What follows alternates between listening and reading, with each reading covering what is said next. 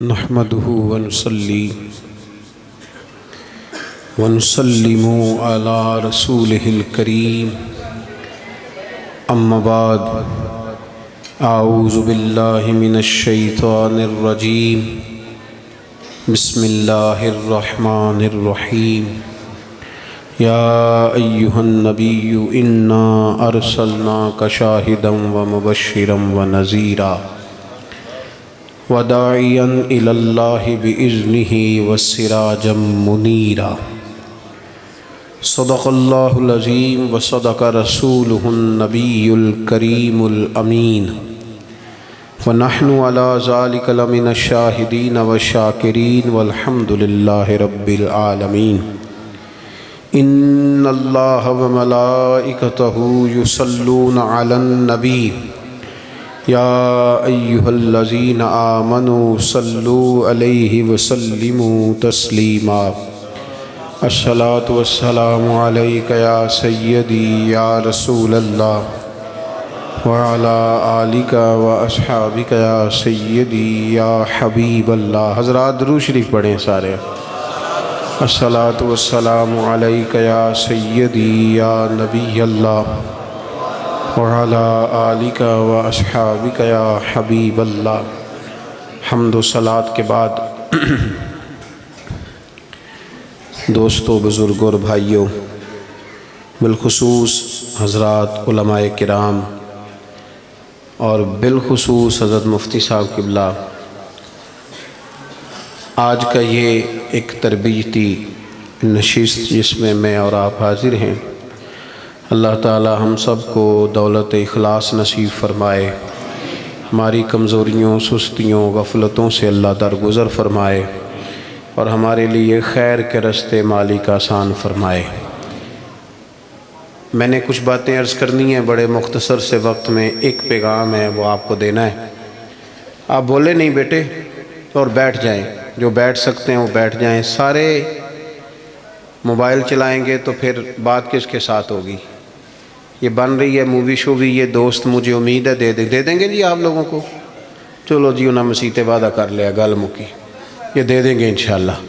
تو آپ تشریف رکھیں اور میری بات سنیں. جب یہ اجتماع منعقد ہوتا ہے تو اس کا مطلب ہوتا ہے آمنے سامنے بات چیت کرنا. تو آپ لوگ مجھے تھوڑا سا موقع دیں گے تاکہ میں آپ کے ساتھ بات کر سکوں.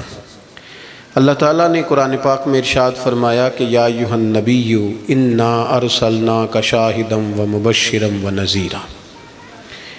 اے محبوب علیہ السلام، ہم نے آپ کو گواہ بنایا ہے، خوشخبری دینے والا بنایا ہے اور ڈر سنانے والا بنایا ہے.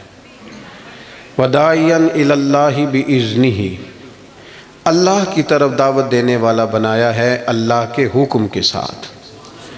وسراجا منیرا، اور چمکتا ہوا آفتاب بنا کے بھیجا ہے.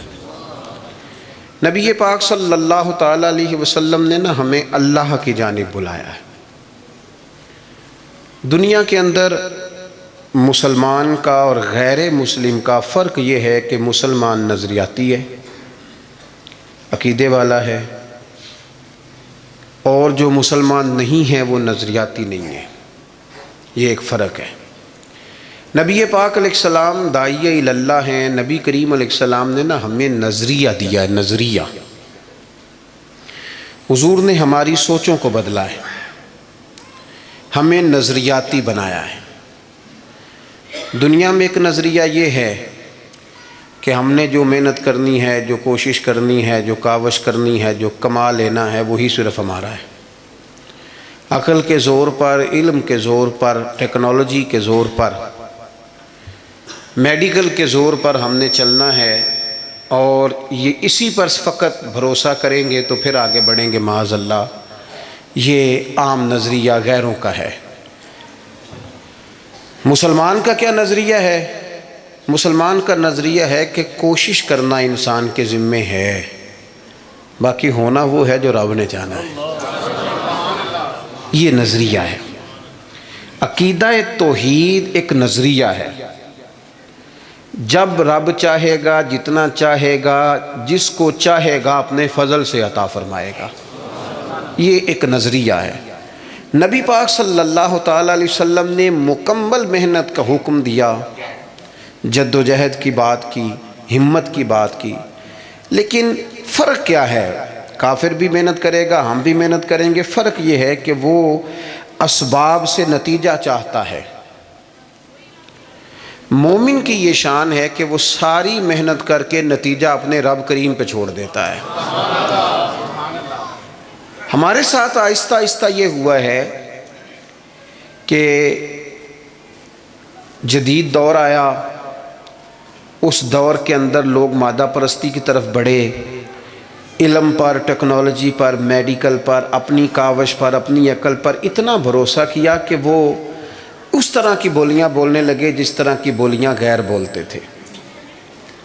ہمیں یہ حکم دیا گیا ہے کہ تم نے اپنی ہر چیز اپنے رب کے حوالے کر دینی ہے۔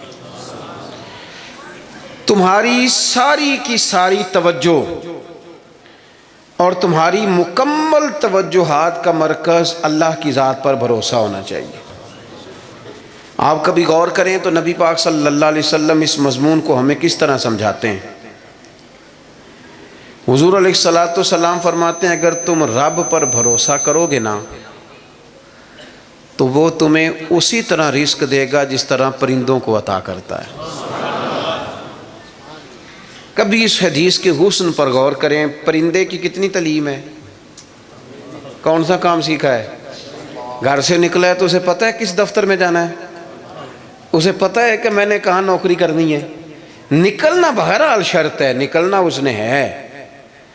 حضور فرماتے ہیں نکلو پر تمہارا بھروسہ رب کریم پہ ہو، جب تم لوٹو گے تو اسی طرح تمہیں روزی دے گا جس طرح پرندوں کو عطا کر دیتا ہے۔ ہم نے نظریاتی بننا ہے، نظریاتی۔ ہمارا سارا دھیان بندوں کی طرف ہے، ساری توجہ مالداروں کی طرف ہے، سارا خیال سیٹھوں نوابوں کی طرف ہے، سارا میلان ہمارا بزنس کی طرف ہے، سارا یہ سارا نہیں ہونا چاہیے تھا۔ ہاتھ کار والے پر دل یار والے،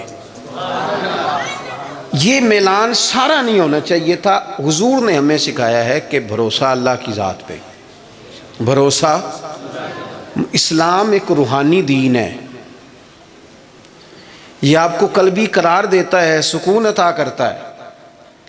آپ جب کچھ چیزیں اللہ پہ چھوڑ دیتے ہیں نا، بڑی ساری چیزیں دوستوں پہ نہیں چھوڑی، بڑی ساری رشتہ داروں پہ نہیں چھوڑ دیتے مجھے پہنچ پڑیں گے، بڑی ساری ماں باپ پہ نہیں چھوڑ دیتے، بڑی ساری جوان اولاد پہ نہیں چھوڑ دیتے، ادھر ادھر جو اتنی توجہ کرنی ہے تو سارا کچھ رب پہ کیوں نہ چھوڑ دیں، اللہ پہ کیوں نہ چھوڑ دیں۔ دیکھو اسلام کی جو پہلی جنگ ہوئی باقاعدہ، اور جس جنگ کے اندر اللہ کے فضل سے مسلمانوں کو وہ کامیابی ہوئی کہ اس کے اثرات آج تک باقی ہیں۔ میں نے ذمہ داری سے کہا ہے آج تک اس کے اثرات باقی ہیں۔ وہ جنگ کون سی ہے؟ جنگ بدر۔ آپ بولے نہیں جی میں آخری دفعہ کہہ رہا ہوں، بچے بھی، اور آپ دوست جو بڑے ہیں وہ کبھی کام بتائیں بچوں کو تو اشارے سے، چپ کرنے کا اشارہ یہ ہے، اس کو سیکھ لیں۔ آپ بولے نہیں، بولنے سے تو جو چپ کرانے والے ہوتے ہیں ان کا شور زیادہ ہو جاتا ہے۔ آپ میری بات پہ غور فرمائیں، میں بڑی اہم بات کر رہا ہوں آپ سے، اور چونکہ میں تھوڑی تقریر کرنے کا قائل ہوں اس لیے میں چاہتا نہیں کہ کسی چیز کو کہیں روکا جائے، بس بات ہو جائے تسلسل سے۔ جنگ بدر کے اندر تلوار سے نہیں لڑی، صرف نیزہ نیزے سے نہیں لڑا، صرف برچھی سے نہیں لڑی۔ جنگ بدر میں دو نظریے تھے جو آپس میں لڑ رہے تھے، دو نظریے۔ ایک نظریہ کفار مکہ کا تھا، وہ کہتے تھے کہ ہم اونٹ بہت سارے ساتھ لے کے آئے ہیں، ہر روز ایک اونٹ ذبح کریں گے، معاذ اللہ شرابیں پئیں گے، موج کریں گے۔ ان کا یہ نظریہ تھا کہ ایک ایک بندے کے پاس تین تین قسم کا اسلحہ تھا، تلوار بھی ہے، نیزہ بھی ہے، تیر بھی ہے۔ اس طرف کیا تھا؟ اس طرف وہ 1000 بندہ، یہاں 313۔ اور جب سواریوں پہ سفر کر رہے تھے تو انہوں نے سواریاں ذبح کر کے کیا کھانی تھی، ایک ایک سواری پہ 2 2 3 3 لوگ سوار تھے۔ حال یہ تھا کہ 6 زرہیں اور 8 تلواریں۔ اب انسان یہ ذہن میں بات بٹھائیں کہ انسان جب اپنے مقابلے میں طاقتور بندے کو محسوس کرتا ہے تو ذہنی طور پہ ہی کمزور پڑ جاتا ہے۔ یعنی بندوق آپ کی یہاں گردن پہ رکھ دی جائے تو بہت بڑا بہادر کہلانے والا آدمی بھی پورا کانپ جاتا ہے، جب ذہن بن جائے نا کہ میرے سامنے 3 گنا زیادہ فوج کھڑی ہے اور اسلحے سے لیس ہے، بندہ نفسیاتی طور پر ہی کمزور ہو جاتا ہے، ذہنی طور پر ہی۔ لیکن یہ 312 اور 13 کمزور کیوں نہ ہوئے؟ یہ گھبرائے کیوں نہ؟ جب ابو جہل نے رات کو بندے بھیجے نا، اس نے کہا جاؤ جا کے پتہ کر کے آؤ مسلمان کتنے ہیں، تو جاسوس نے جا کے کہا کہ جناب وہ 313 ہیں، اتنا تھوڑا سا اسلحہ ہے، تھوڑی سی سواریاں ہیں۔ تو ابو جہل کہنے لگا ان سے لڑائی کیا کرنی ہے، انہیں صبح نا گھوڑوں کی اونٹوں کی پشتوں پہ باندھ کے مکے لے جائیں گے۔ یہ خوش فہمی دیکھو، یہ منہ اور مسور کی دال، وہاں لے جائیں گے اور لے جا کے نا وہاں ان سے بات کریں گے۔ تو وہ جو جاسوس تھا نا وہی بول پڑا، کہنے لگا سردار پوری تو سن لے بات۔ اس نے کہا پوری بات کیا ہے؟ کہا پوری بات یہ ہے کہ ہیں 313 پر سب کا شہید ہونے کا ارادہ ہے، کشتیاں جلا کے آئے ہیں، بندہ کمزور پڑنے والا ایک بھی نہیں۔ اب نظریہ لڑا۔ نظریہ کیا تھا کہ حضور نے فرمایا تھا میرے رب کا وعدہ ہے وہ تمہاری مدد کرے گا، اور پھر وَلَقَدْ نَصَرَكُمُ اللَّهُ بِبَدْرٍ وَأَنْتُمْ أَذِلَّةٌ، اللہ نے مدد کی۔ اللہ فرماتا ہے میں نے تمہاری مدد کی میدان بدر میں، وَأَنْتُمْ أَذِلَّةٌ، تم تو کمزور تھے۔ نظریہ لڑا، تلواریں ہار گئیں، تیر ہار گئے، نیزے ہار گئے، برچھیاں ہار گئیں، اور رسول اللہ نے جو نظریہ دیا تھا وہ نظریہ جیت گیا، بھروسے والے لوگ جیت گئے۔ جب تک مسلمان، میں بڑے درد سے کہتا ہوں ہمارے گھروں میں سیاست چلتی ہے، بچے میری مٹھی میں رہیں، سسرال والے میری مٹھی میں رہیں، محلے والے میری مٹھی میں رہیں، برادری والے میری مٹھی، کوئی نہیں رہتے میاں یہ مٹھی چھٹی میں، کوئی نہیں رہتے۔ مجھے ایک بزرگ کہنے لگے 5 بچے ہیں ایک بھی نہیں سنتے، تو میں نے کہا بابا جی اتنی مجبوری کیا ہے بچوں کو سنانے کی؟ آپ نے جو سنانا ہے رب کو سنائیں، جتنی دیر ان پر دھیان کرنا ہے اتنے نفل بڑھا دیں، ان کو موج کرنے دیں۔ آپ کتنا کو انہیں قائل کریں گے اور کتنا کو مائل کریں گے، یہ تو اسی طرح کا سلسلہ ہے۔ جتنی سیاست ہم لڑاتے ہیں نا لوگوں کو سیٹ کرنے میں، اگر اس سے آدھا وقت بھی اپنے رب کو راضی کرنے میں لگائیں نا تو رب راضی ہو جائے تو لوگوں کے دلوں میں محبت پیدا فرما دیا کرتا ہے۔ نظریاتی بنے، توجہ، اتنی بندوں پہ توجہ کرنا، اتنی سیاست کرنا، اپنے آپ کو ہر وقت لوگوں میں گڈ بک میں، کوئی ضروری ہے کہ سارے لوگ ہمیں اچھا ہی کہیں؟ کوئی ضروری ہے؟ کوئی ضروری نہیں۔ کوئی ضروری ہے کہ ہر وقت آپ یہی کہیں کہ ہر کونے سے میری تعریف ہی اٹھے؟ کوئی ضروری نہیں میرے بھائی۔ نظریاتی ہو جائیں، توجہ اللہ رسول کی جانب، توجہ اللہ والوں کی جانب۔ باقی یہ دنیا کی سیاست اس میں تھوڑی کمی بھی لائیں۔ دیکھیں رسول پاک صلی اللہ علیہ وسلم نظریہ کیا دیتے ہیں؟ ایک جنگ سے واپسی ہے، حضور آرام کر رہے ہیں، صحابہ تھوڑا سا ہٹ کے ادبن دور دور ہو کے لیٹ گئے، سرور کائنات علیہ السلام بھی آرام کرنے لگے تو تلوار اتار کے درخت کی ٹہنی سے لٹکا دی، حضور بھی آرام فرمائے۔ ایک بندہ آ گیا، تلوار اتار لی، حضور پر تان لی، اور محبوب علیہ السلام فرماتے ہیں آنکھیں سوتی ہیں دل تو میرا جاگتا رہتا ہے۔ اس نے تلوار تان لی۔ اللہ کرے میں آپ کو بات سمجھاؤں، بھئی اچانک کو یہاں بندوق رکھ دے، اس وقت ہم نے دیکھنا ہے کہ بلڈ پریشر کتنا ہو گیا ہے، پھر دیکھنا ہے کہ اس وقت خون کے مد و جزر کا کیا حال ہے۔ اچانک وہ دیکھو نا میرے عزیز، رات کو 2 بجے ویسے ہی چھت پہ بلی ہو اور بندے کو کہہ دے کہ چور ہے، تو مجھے بتائیں حال کیا ہوتا ہے؟ ویسے انسان کی نفسیات ہے نا۔ لیکن جو نظریاتی بندے نا، نظریاتی، ڈاکٹر نے کہہ دیا، ایک بندہ نظریاتی نہیں تھا، ڈاکٹر نے کہہ دیا تو ہفتے میں مر جائے گا، تو وہ 3 دنوں میں مر جاتا ہے۔ ایک نظریاتی ہے، ڈاکٹر نے کہا 1 ہفتے کے بعد آپ دنیا سے رخصت ہوں گے، تو اس نے کہا ڈاکٹر صاحب آپ جو کہہ رہے ہیں اپنے علم کے مطابق کہہ رہے ہیں، ہونا وہ ہے جو میرے رب کریم نے چاہنا ہے، یہ کئی سال بھی نکال سکتا ہے، شرط یہ ہے کہ ہم نظریاتی ہوں۔ ہماری سیاست ہی ختم نہیں ہوتی ہے کہ جگہ میں خود جاتا ہوں بندے راضی کر رہا ہوں، جہاں میں نہیں گیا وہاں بیٹا بھیجا، تو ولیمے پہ ہویا، چھوٹے بھائی سے کہا تو فاتحہ کہہ، سارا دن بندے راضی کرنے میں وہ پھر نہیں راضی ہوتے۔ حضرت مولا علی فرمایا کرتے تھے یہ اس طرح ہے جس طرح چرواہے کی بکریاں ہیں، ادھر والی گھیر کے لاؤ تو ادھر والی نکل جاتی، ان کو گھیرو تو ادھر والی نکل جاتی۔ تو ضرورت کیا ہے؟ رب کی جانب توجہ کرنا، اللہ پہ بھروسہ کرنا۔ اس نے تلوار حضور پہ تان لی. او بھائی کیا ہوا ہے؟ آپ کو عرض کیا آپ خاموش ہوں، اللہ آپ کو خوش رکھے اور یہ آنا جانا بھی بند کریں، آپ کو اللہ تعالیٰ بڑی ساری جزائے خیر دے. کچھ بندے بزدل ہوتے ہیں، انہیں تقریر نہ بھول جائے کہیں. آپ میری بات سنیں، آپ کی مہربانی، اللہ آپ کو سلامتی عطا فرمائے.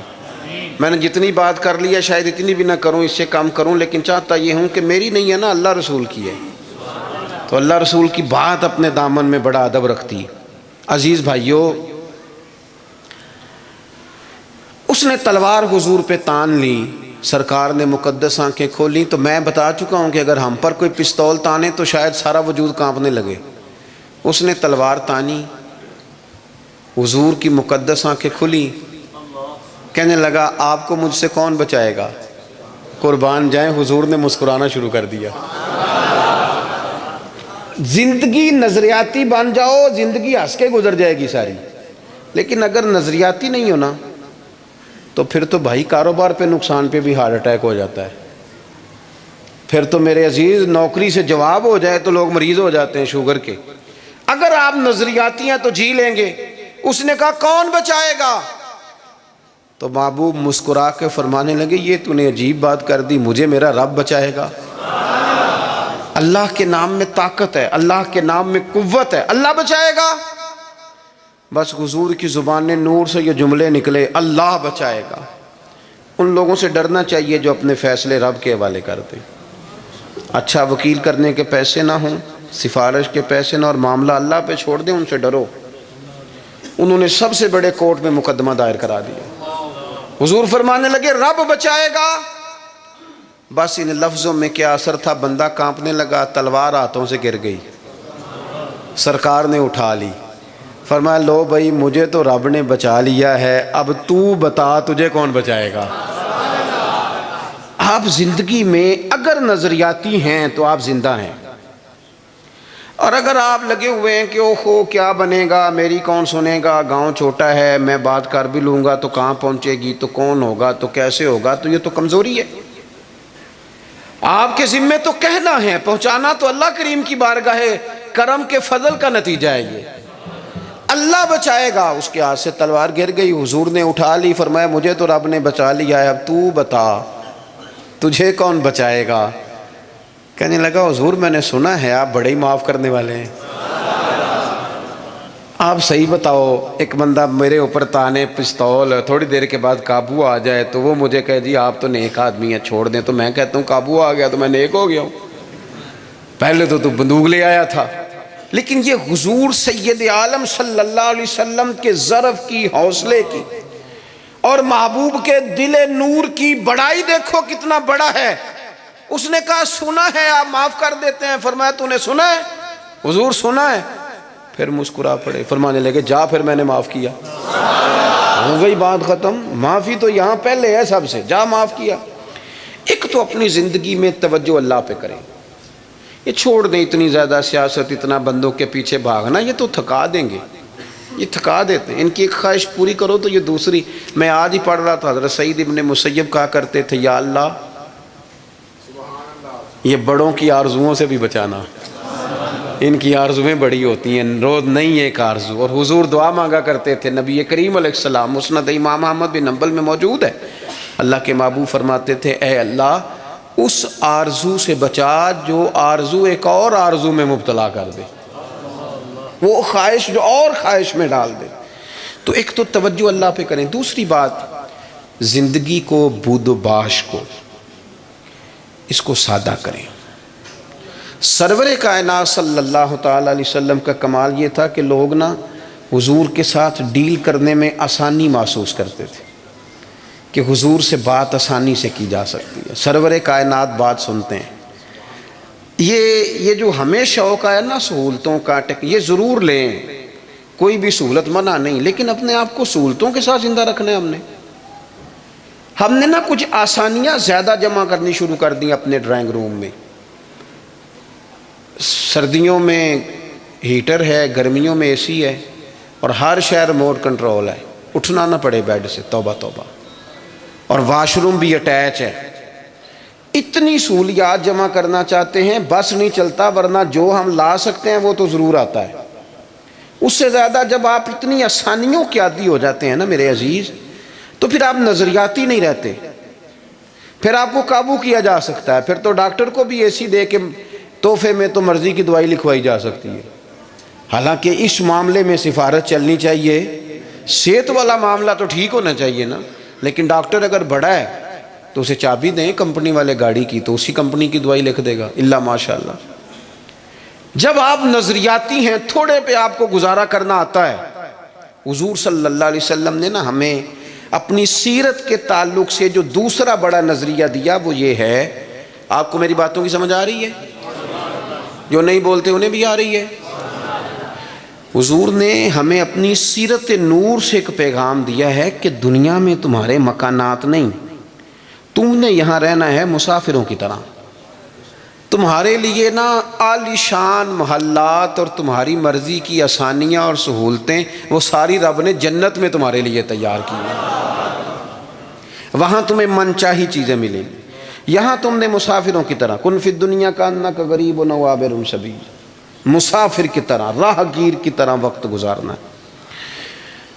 آپ نے کبھی دیکھا ہے کہ بس اسٹاپ پہ جہاں بندے کھڑے ہو کہ بس کا انتظار کرتے ہیں، وہاں کبھی کسی بندے نے جگہ خرید لی ہو کہ یہاں اکثر کھڑے ہونا پڑتا ہے تو چلو جگہ تھوڑی خرید لیتے ہیں، خریدتا ہے کیوں؟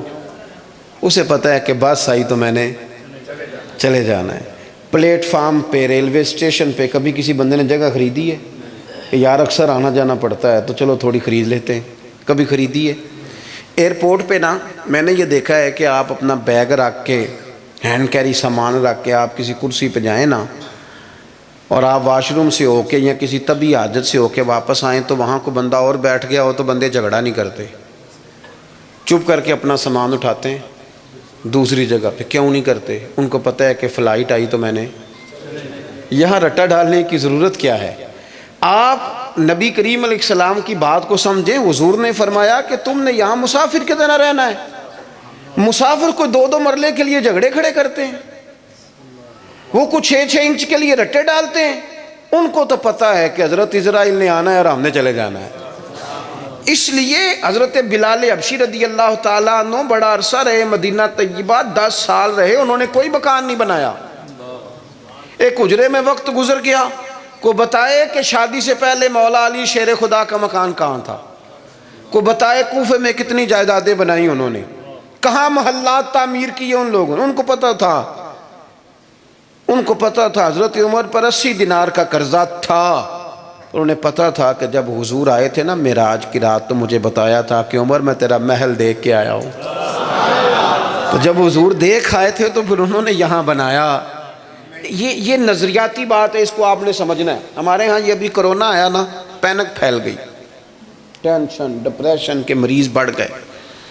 آپ نے ناراض نہیں ہونا، زیادہ تر وہ لوگ ٹینشن میں ہیں جو آسانیوں میں جینے والے تھے نا، کیونکہ بندے نے اتنی قیمتی کوٹھی بنائی ہو پھر چھوڑ کے مر جائے، دل نہیں کرتا مرنے کو۔ اتنے پیسے جمع کیے ہوں پھر چھوڑ کے کیسے مرے، دل ہی نہیں کرتا۔ وہ لوگ مسافر تھے جنہوں نے سامان باندھے ہوئے تھے، جب رب کا حکم آئے گا ہم حاضر ہو جائیں گے۔ اب یہ ٹینشن کیوں پھیلی؟ ٹینشن بھی اس لیے پھیلی کہ ہم اسلامی نظریات کو نہیں سمجھتے۔ اور میرے بھائی وہ کسی اور کا عقیدہ ہے کہ مر جائیں گے تو فنا ہو جائیں گے، اور کا عقیدہ ہے۔ اور مجھ سے کچھ سوالات بھی ہوئے اس دوران۔ دیکھو قبر کھڈا بھی ہے، گڑھا بھی ہے، لیکن مجھے اپنی ڈائریکشن کا پتہ ہے، آپ کو بھی اپنی ڈائریکشن کا پتہ ہے۔ ہمیں کسی کی نا ایک آدھ خامی کا پتہ ہوتا ہے، اپنی تو ساری کا پتہ ہوتا ہے، لیکن وہ الگ بات ہے کہ اپنی خامیوں سمیت اپنے آپ سے پیار ہوتا ہے، اور کسی کی ایک خامی دیکھ کے بھی اس سے پیار نہیں رہتا۔ عزیز بھائی،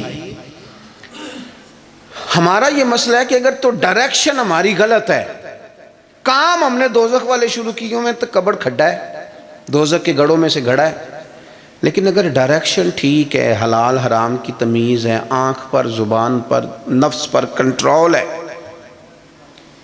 پھر قبر کھڈا نہیں، نظریہ سمجھو، پھر تو قبر باغ ہے۔ نہیں سمجھے آپ میری بات؟ قبر باغ میں جاتے ہوئے ڈر لگتا ہے، پریشانی ہوتی ہے، دل گھبراتا ہے، وہ جی قبر میں آکسیجن کہاں سے آئے گی؟ میں نے کہا جہاں اماں کے پیٹ میں بچہ ہوتا ہے تب کہاں سے آتی ہے؟ چلیں اس سے بھی اور مثال دیتا ہوں، کبھی انڈا دیکھا ہے جب اس میں سے بچہ نکلتا ہے؟ چاروں جانب کو جگہ ہوتی ہے آکسیجن کی۔ یہ جو بڑے عقل مند لوگ ہیں یہاں سوال کھڑے کرتے ہیں، ان سے پوچھو کہ بچہ تندرست بھی نکلتا ہے انڈے سے اور سونا بھی نکلتا ہے، تو جس رب نے وہاں اسے سنبھال کے رکھا نا، پیاری جلد بنائی، وہ قبر میں بھی تیری بڑی حفاظت فرمائے گا، بڑی حفاظت فرمائے گا۔ بارت شاہ نہیں مردے جنہ کیتیاں نیک کمائیاں نے، نالے عرش فرشتے بانگاں ملیاں، مکے پہ گیا ہے شور، بلے شاہ آسان نہیں مرنا ہے تے مر گیا ہی کوئی اور، تو کوئی اور۔ یہ کیا اقبال بھی کہتے ہیں، موت کو سمجھے ہیں غافل اختتام زندگی، یہ ہے شام زندگی پھر صبح دوام زندگی۔ قبر باغ ہے، باغ۔ ایک وہ ہے کہ خوف ہے قبر میں کیسے جائیں گے، وہاں کیا بنے گا، بستر کوئی نہیں، ٹھنڈ بڑی ہے، وہاں کیسے گزارا۔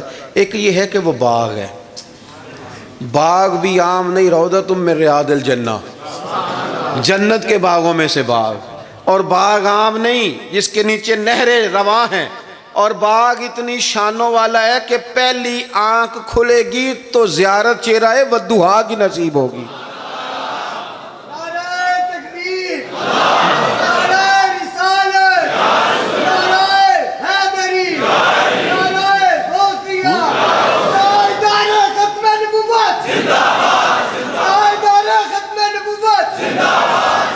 ہاں میری بات پر توجہ کریں، جب آپ کا یہ نظریہ بن جاتا ہے نا کہ میرے لیے آگے بڑا کچھ ہے۔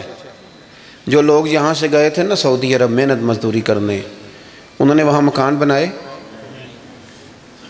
میں نے دیکھا ہے کہ جس نے جو گیا تھا نا 35 سال پہلے جو کمبل خریدا تھا واپس آنے تک وہی کمبل ہے، اور وہاں بیٹھ کے اس کو پتہ ہے نا میرا گھر پاکستان میں ہے، تو یہاں وہ ٹائلیں بھی لگواتا ہے، حالانکہ آ کے سال میں رہنا 15 دن ہے، 20 دن ہے، ٹائلیں بھی لگوا رہا ہے، تیاریاں بھی، کیوں؟ ذہن بن گیا میرا اصل گھر۔ یہ حضور ہمیں سوچ دیتے ہیں کہ تمہارا اصل گھر جنت میں ہے۔ اسی پنجابی چ ایک لفظ بول رہے ہیں، تم کدے سوچیا بھی نہیں ہوئے گا، بولتے ہیں نا جی، اس کا معنی کیا ہے؟ کہ تیری سوچ سے، تیرے ادراک سے ماورا بات کر رہا ہوں۔ حضور کیا فرماتے ہیں؟ نبی پاک فرماتے ہیں تمہارے لیے رب نے جنت میں وہ نعمتیں تیار کی ہیں نہ کسی آنکھ نے دیکھی، نہ کسی کان نے سنی، اور فرمایا تمہارے دل پر خیال بھی نہیں گزرا ہوگا کہ اللہ یہ عظمتیں عطا فرمائے گا۔ اس کی طرف رغبت تھی۔ یہ تو آپ آئے ہیں جاہل لوگ جو جنت کا مذاق اڑاتے ہیں۔ ہمارے بعض نعت خواں اللہ ماشاءاللہ، بعض ادیب، بعض شاعر، بعض واعظین، وہ کہتے ہیں میں جنت ہوگا دی گل کرنا، اگاں کتے جانا ہے تو؟ یہی سارا کچھ ہے، جنت میں ہی اللہ کا قرب ملے گا اور یہی رسول اللہ کی زیارت بھی نصیب ہوگی۔ آگے کدھر جانا ہے تو نے؟ کون سی نئی جگہ بنا لی میاں تو نے؟ بات کو سمجھیں۔ اب حضور نے نظریہ دیا، حضرت عمر فاروق رضی اللہ تعالیٰ عنہ سرکار سے ملنے آئے، حضور نہ موٹے بان کی چارپائی پہ آرام فرما تھے، ہن تے پائی پنڈاں وچ بھی بیڈ نے، بان دیاں چارپائیاں کتھے رہ گئیاں؟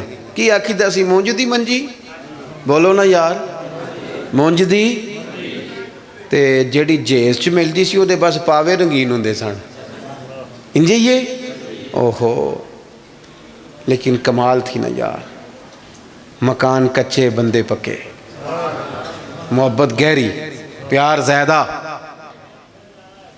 حضرت عمر آئے، اللہ کے رسول آرام فرماتے بوٹے بان کی چارپائی پہ، حضور حضرت عمر کے لیے اٹھے تو کمر پر نا یہ جو موٹے بان کی چارپائی ہوتی ہے اس کے نشان پڑ جاتے ہیں، اور ہم نے دیکھے اکثر بزرگوں کی کمروں پہ نشان ہوتے، اکثر دیکھے۔ سرکار اٹھے تو کپڑا مبارک ذرا ہٹا تو دیکھا کہ نشان پڑے ہوئے، تو حضرت عمر رو پڑے، دلیر آدمی تھے پر رو پڑے، حضور کی محبت میں روئے۔ عرض کی یا رسول اللہ کیسر و کسرا تو دنیا میں بڑی آسانیوں میں ہیں اور آپ اللہ کے حبیب ہو کے، وہ درد سے رو رہے ہیں، اخلاص سے بات کر، لیکن نبی کریم علیہ السلام ان کی سوچوں کو بدل رہے ہیں، انہیں نظریہ دے رہے ہیں۔ حضور فرمانے لگے عمر تم پسند نہیں کرتے کہ وہ دنیا میں تھوڑی آسانی لیں اور آخرت میں رسوا ہو جائیں، اور یہ پسند نہیں کرتے کہ ہم دنیا میں تھوڑی تکلیف برداشت کریں اور آخرت کی ساری سعادتیں اللہ ہمیں ہی عطا فرما دے۔ اس لیے حضور نے فقر کو پسند کیا، سادی روٹی کو پسند کیا، کچے مکان کو پسند کیا۔ جب آپ کا نظریہ یہ نہیں بنتا کہ میرے لیے آگے بڑا کچھ ہے، اتنی دیر تک انسان آخرت کی تیاری کا شوق پیدا نہیں کرتا۔ اگر یہ نظریہ بن جائے، وہ ملا رومی رحمۃ اللہ لکھا ہے کہ مصر میں ایک زمانے تک یہ طریقہ رہا کہ وہ سال کے آخری دن، سمجھ لیں ذی الحج کی 29 تاریخ کو دریا کے کنارے جاتے تھے، تو جو بندہ سب سے پہلے کشتی سے اترتا تھا اسے پکڑ کے بادشاہ بنا لیتے تھے۔ پورا سال اس کی بات مانتے تھے، لیکن سال گزرنے سے 2-3 دن پہلے اسے جنگل میں چھوڑ آتے تھے، بھیڑیے کھا جاتے تھے۔ کہتے تھے اگر زندہ رہا تو دوبارہ کرسی پہ بیٹھنے کی سازش کرے گا۔ اس کا بھی بڑا ذائقہ ہے نا، ایک دفعہ بندہ بن جائے تو پھر یہ چسکا جاتا بھی نہیں۔ تو ان کا یہ طریقہ تھا۔ ایک درویش بھی ایک دن، اسے کیا پتا تھا کہ یہ بادشاہ بنائیں گے، وہ اترا کشتی سے، انہوں نے پکڑ لیا۔ وہ کدھر لے کے جا رہے ہو؟ کہا تمہیں بادشاہ بنانا ہے۔ کہنے لگا مجھ سے تو پوچھ لو۔ انہوں نے کہا بادشاہ ہم جو بندہ آتا ہے نا ہمارا اصول ہے بادشاہ بنا لیتے ہیں۔ تو اس نے کہا ٹھیک ہے، بتاؤ بادشاہ کے ساتھ کیا کرتے ہو، کیا طریقہ؟ انہوں نے کہا جی سال آپ کی بات مانیں گے۔ تو میں سال کے بعد کہنے لگے وہ جنگل ہے اس میں چھوڑ آئیں گے۔ کہنے لگا ایک تو 2 وعدے کرو، ایک تو تم جو میں کہوں گا سارا سال مانو گے، اور دوسرا اسی جنگل میں چھوڑو گے، کسی اور میں تو نہیں پھر چھوڑاؤ گے؟ انہوں نے کہا نہیں اسی میں ہی چھوڑیں گے۔ اس نے بیٹھتے ہی پہلا حکم یہ دیا کہ اس جنگل سے ساری جھاڑیاں کاٹ دو۔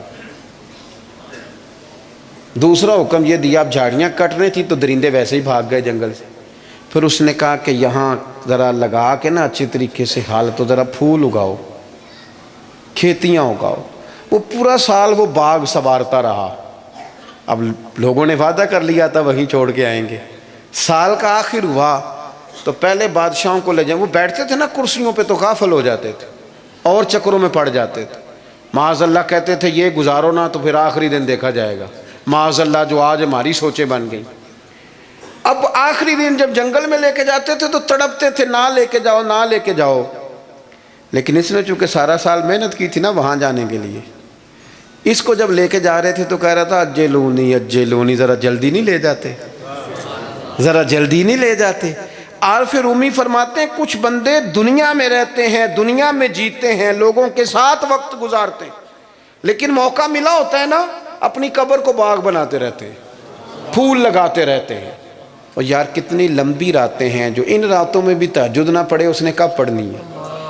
جو ابھی بھی، اور دروازہ صبح کھٹک گیا تو پھر بھی تو اٹھنا ہے کہ نہیں؟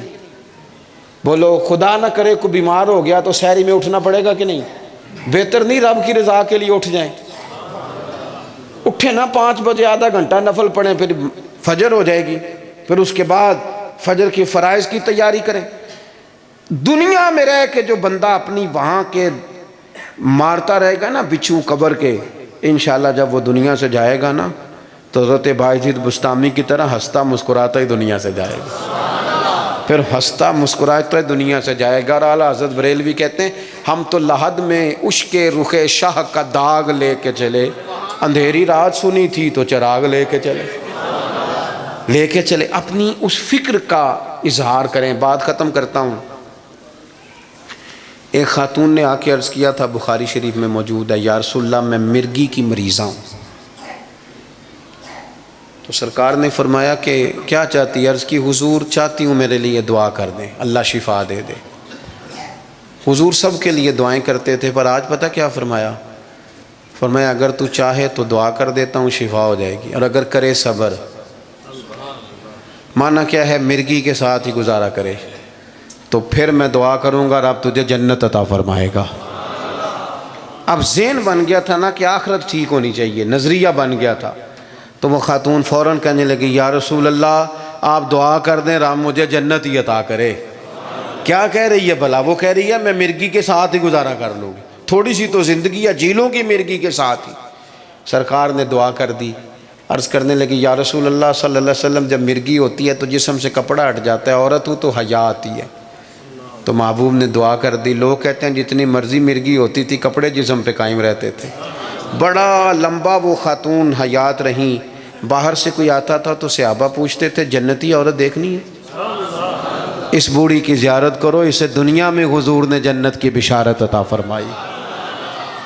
اپنی زندگی کے اندر 2 باتیں میں نے آج جو حضور نے ہمیں سکھائی ہیں وہ آج اس اجتماع میں آپ کی خدمت میں عرض کی ہیں. دو، ایک تو بھروسہ اللہ پہ کرنا ہے، کچھ چیزیں رب پہ چھوڑ کے دیکھیں کرم ہو جائے گا. اور دوسری بات یہ کہ رہیں دنیا میں لیکن تیاری آخرت کی کریں. اصل گھر یہ میاں محمد بخش صاحب رحمۃ اللہ علیہ کو ایک بندہ لے گیا ٹانگے پہ بٹھا کے اپنے گھر، بڑی دیر سے کہہ رہا تھا حضور دعوت قبول کر لیں، تو وہ رستے سارے بتاتا گیا یہ زمین بھی میری ہے، یہ بھی میری ہے، یہ بھی میری ہے، یہ بھی میری ہے. تو بتاتا گیا اللہ والوں پہ دولتوں کا اثر کوئی نہیں ہوتا. تو وہ نہ جب وہ زیادہ ہی اوور ہو گیا، زیادہ ہی کہانیاں سنائی، وہ بھی خوہ ساڈا تے وہ بھی میل ساڈی ہوتی ہے نا طبیعت. تو میاں صاحب رحمۃ اللہ علیہ کہنے لگے بیلیا بس کر، اے تیرے تو پہلا کی دی سی؟ اس نے کہا جی فلانے کی. فرمانے لگے تیرے بعد کس کی ہوگی؟ وہ چپ کر گیا. تو فرمانے لگے دانش منداں دا کم ناہی دل دنیا تے لانا، اس ووٹی تے لکھ خامد کیتے تے جو کیتا سو کھانا. یہ تو بڑے خامد کرتی ہے، آج کوئی مالک تھا اور کل کوئی اور مالک ہوگا. ہم تو اصل وارث اس جگہ کے ہیں جو رب رسول جنت میں اپنے فضل سے عطا کریں گے، اس طرف توجہ کریں. اللہ آپ کو بہت سی برکتیں دے. میں نے اجازت لینی ہے چونکہ میرا سفر ہے، اور آج کل آپ کو پتہ ہے یہ دھند کا بھی مسئلہ ہے، راستے بھی تھوڑے سے اسی طرح. آپ لوگوں کو میں نے دیکھ لیا، مجھے آپ نے دیکھ لیا، بات ہو گئی. بڑے اطمینان سے کھڑے ہو کے سلام پڑھیں گے. حضرت مفتی تنویر الحسن صاحب دعا فرمائیں گے اور مجھے آپ اجازت دیں گے. اللہ آپ کو برکت دے. سلام